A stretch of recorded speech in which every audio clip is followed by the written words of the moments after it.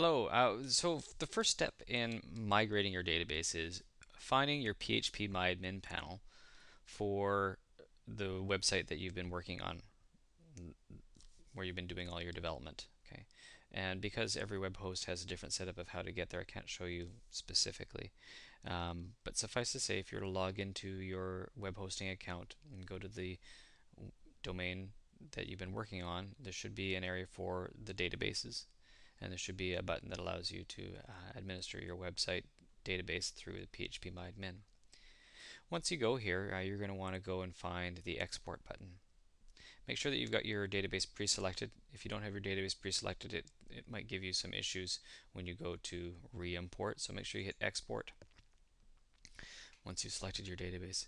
And the only thing you need to make sure you check is save as file. You do need to make sure that structure is selected as well as database or data here. And then once you do that, you just simply hit the go button. This is going to export your data into a file called a .sql file. Now I've already gone and done this already. The very next step is going to be importing, and importing is also pretty straightforward. So I've just gone and created myself a new database. Now when you go to migrate to your new web host or your new website domain, perhaps with the same web host, you're going to need to create a new database. Now it is preferable to try to use the same database name, but you're going to also need to make sure that you copy down the information such as the database host, the database name, the database user, and the database password. In any case, I've just gone and created another database here called test.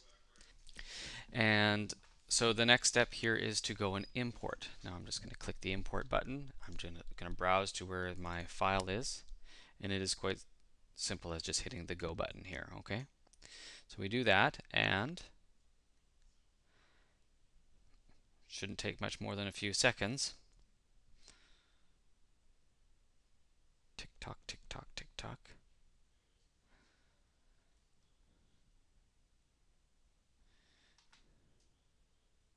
There we go. It's now been, everything has been imported into this new database. You can also use this as far as a backup mechanism. If you were ever to lose your database for whatever reason, it doesn't happen very often, but to export is a good way to save your data, and import again is a good way to import it. So the next step is going to be covered in another video, but that is the migration of the database.